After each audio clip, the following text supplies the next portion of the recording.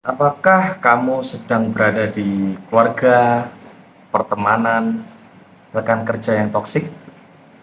Di video kali ini aku jelasin cara keluar dari lingkungan yang toksik. Tonton sampai habis.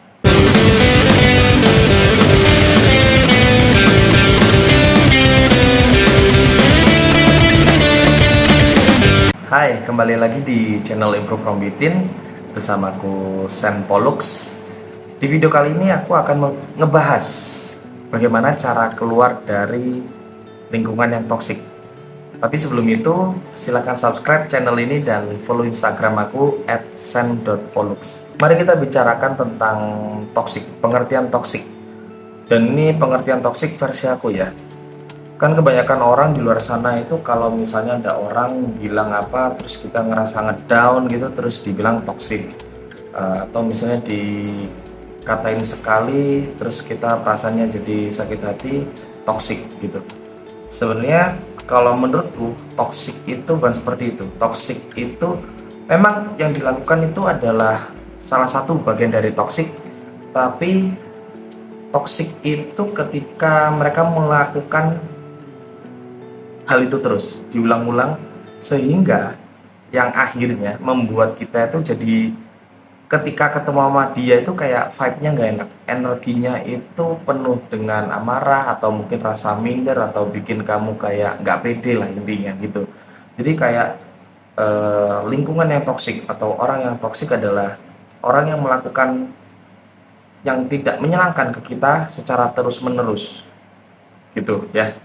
Jadi nggak dikit-dikit toksik atau misalnya sekali ngomong toksik, lingkungan kayak gini toksik gitu enggak, tapi kita ketika sering diperlakukan yang tidak menyenangkan dan kita tidak bisa apa-apa atau mungkin kita dibikin untuk kayak merasa bersalah atau takut atau semacamnya, itu menurutku adalah toksik.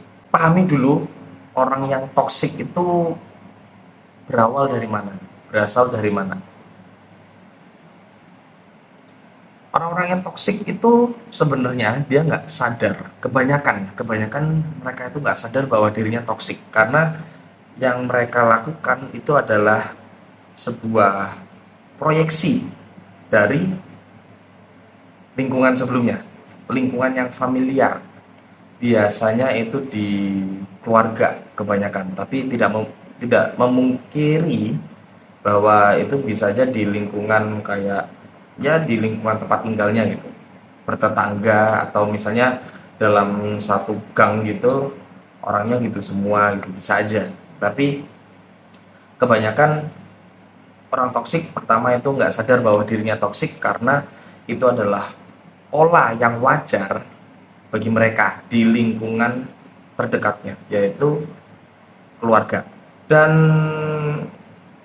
kita ketika sudah tahu gitu ya, asalnya kenapa sih orang itu bisa melakukan seperti itu dan kayak gampang banget untuk melakukan seperti itu gitu loh, dan tidak ada rasa bersalah, sehingga kamu ketika tahu itu ya, ketika udah tahu ciri-cirinya kamu bisa lakuin di part berikutnya, yaitu aku akan kasih tahu bagaimana keluar dari lingkungan yang toksik.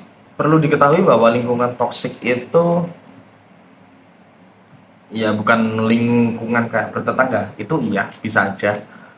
Tapi yang paling utama adalah kita lihat keluarga gitu. Oke, misalnya keluarga kamu tuh toksik gitu. Atau dalam satu perumahan itu satu RT toksik gitu, atau pertemanan kamu toksik, atau di sekolah itu toksik gitu ya kan. Eh, yang harus kamu lakukan pertama adalah paling gampang adalah kamu keluar, oke?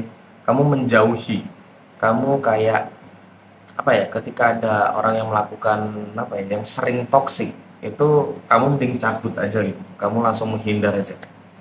Itu demi dirimu sendiri gitu loh, untuk kebaikan dirimu sendiri. Itu cara gampang, walaupun tidak gampang-gampang banget karena ketika kamu mengeluarkan kayak suatu omongan bahwa atau tindakan yang ketika nih orang toksik datang ke kamu terus kamu menghindar, mereka biasanya bakal ngomong kayak yang bikin kamu kayak ngerasa bersalah, yang bikin kamu kayak uh, jadi takut gitu, ngancam gitu. Nah, tapi bagaimana kalau misalnya kita berada di lingkungan yang toksik tapi kita tidak bisa kemana-mana gitu. Contoh misalnya kayak di sekolah atau ya kayak di keluarga juga itu kan juga nggak bisa keluar ya. Terus apalagi kantor gitu, di tempat pekerjaan gitu. Apa yang harus kita lakukan? Kita harus punya prinsip dan juga punya mental yang kuat gitu, punya mental yang kuat. Izinin aku untuk bercerita masa laluku.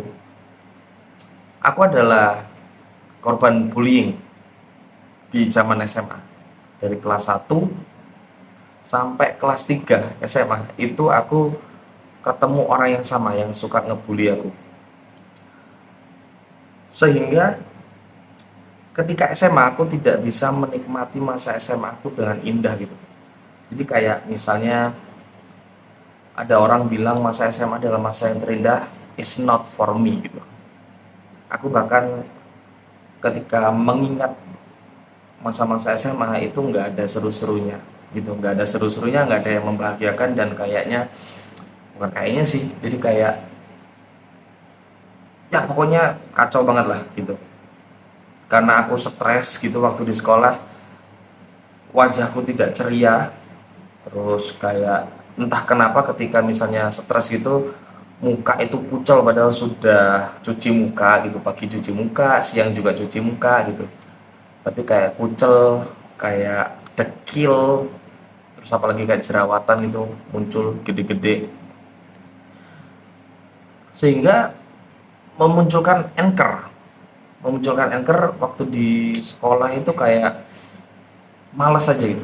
Sekolah ini kayak nggak ada gunanya, bahkan aku kayak beberapa kali pengen bolos kuliah, bolos sekolah, dan di antara kelas 1 atau kelas 2 itu aku ada suicidal thought, kayak ngasih ide gitu, si otakku kayak mikir suicidal thought gitu kan. But, tapi ya akhirnya alhamdulillah ya bertahan sampai kelas 3 sampai lulus juga. Dan juga lulus itu aku udah mulai rombak habis-habisan, ikut pelatihan lah ya, pengembangan diri, ningkatin PD, terus dan lain semacamnya. Nah, ketika misalnya kamu ada di lingkungan yang sulit sekali untuk keluar dari sana, seperti yang aku bilang bahwa kamu harus menguatkan emosimu, pikiranmu, dan juga punya prinsip. Nah, mula-mulanya adalah lebih baik, lebih enaknya adalah kamu punya prinsip dulu gitu. Prinsipmu apa? Yang pertama mungkin yang kamu lakukan harus menjauh dulu ya. Kalau misalnya kamu dideketin sama orang toksik ya kamu menjauh gitu. Tapi selain itu kamu juga menguatkan prinsip. Misalnya waktu aku SMA itu prinsipku adalah pokoknya aku harus lulus gitu.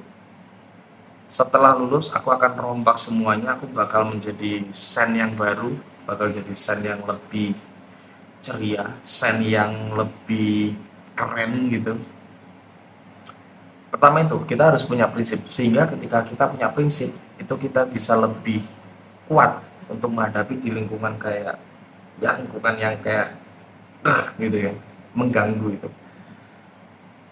eh Waktu itu emang pikirannya adalah yang penting lulus sekolah gitu.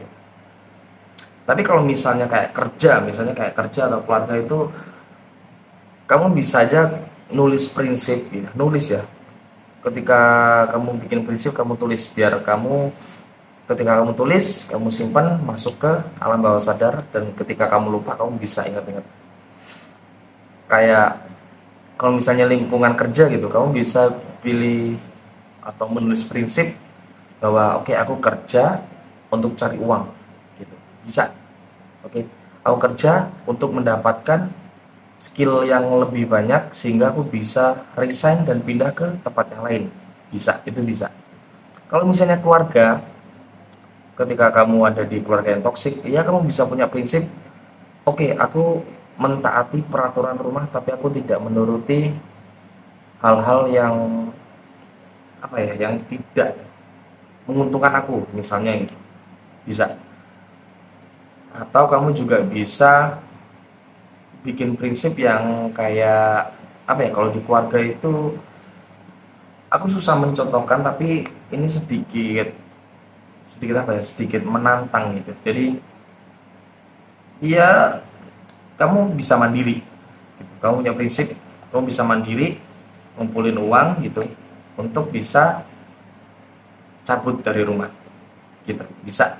Perlu aku ingatkan ketika kamu mau melakukan apa ya, meninggalkan orang-orang toksik terus membuat prinsip dan juga memperkuat mental, itu kamu harus siap-siap kalau orang bakal resisten ke kamu, akan melawan, akan heran gitu sama kamu, ngerasa aneh. Kenapa ngerasa aneh? Karena yang kamu lakukan ketika kamu melakukan tips ini adalah kamu mendobrak pola lama.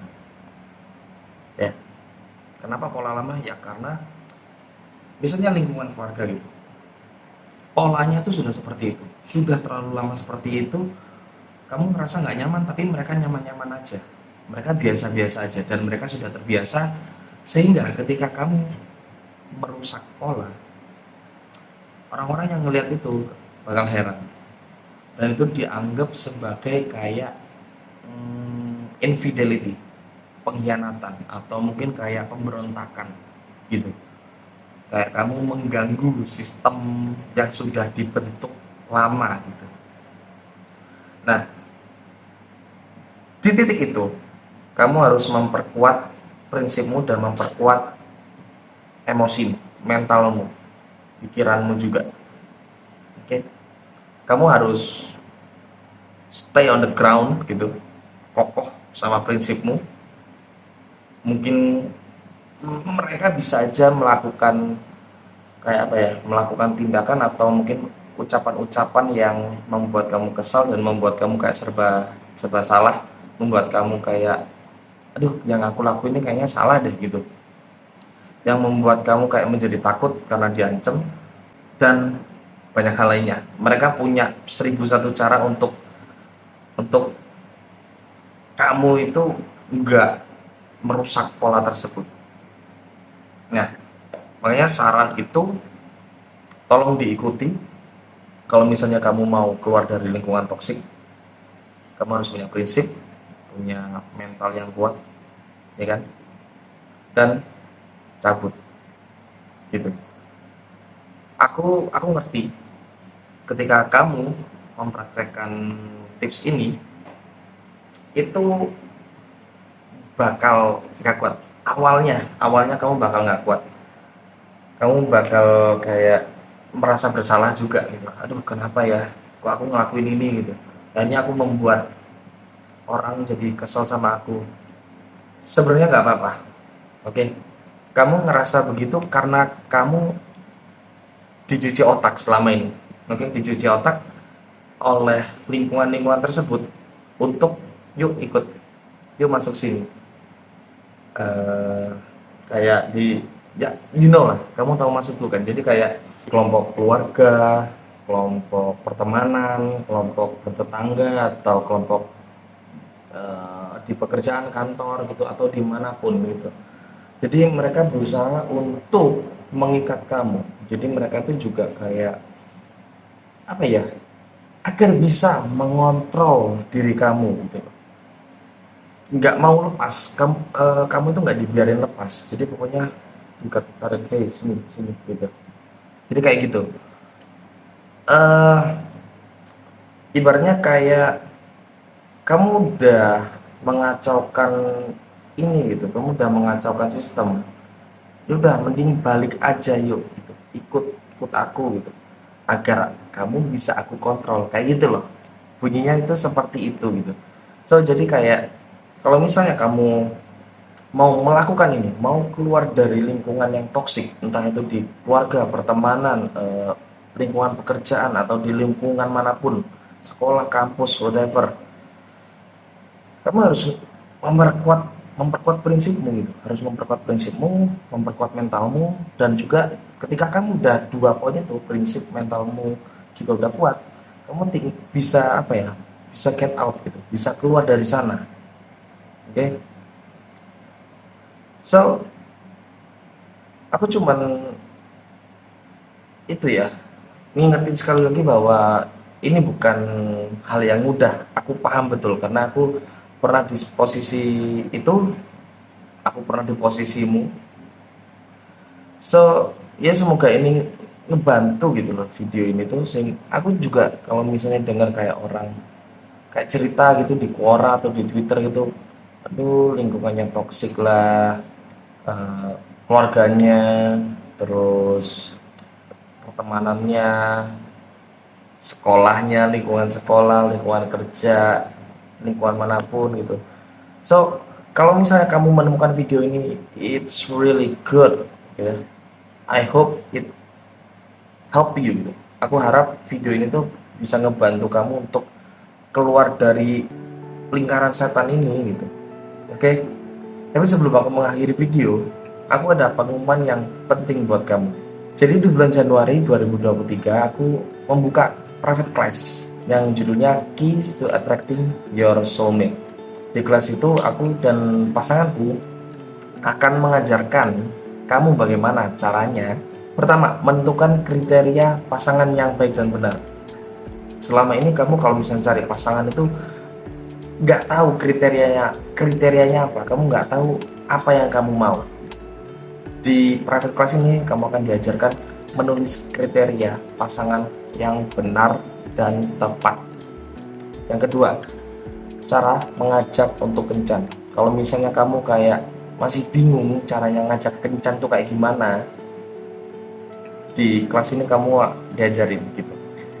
Ketiga, persiapan dalam kencan. Kalau misalnya kamu kencan terus kamu nggak ada persiapan, itu sama aja mending nggak usah pergi kencan lah gitu. Kamu harus tahu persiapan apa aja ketika kencan, sehingga ketika kamu kencan bisa mulus dan akan berlanjut ke kencan-kencan berikutnya dan jadian. Lalu yang keempat, menghadapi masalah ketika kencan. Aku paham betul, aku ngerti sekali ketika kencan tuh ada aja problemnya gitu. Nah, problem-problem apa aja yang sering muncul ketika kencan itu aku akan jelaskan dan kamu akan tahu gimana cara ngehandle-nya. Yang kelima, ide kencan yang bisa kamu pakai.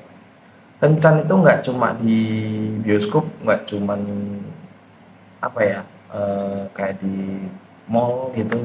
Banyak sekali ide kencan yang bisa kamu pakai dan lebih seru, sehingga kencanmu itu lebih apa ya, lebih enak gitu loh, dan bisa kemungkinan besar ya, persentasenya lebih besar untuk kamu melakukan kencan berikutnya dan bisa menjadi pacar tentunya.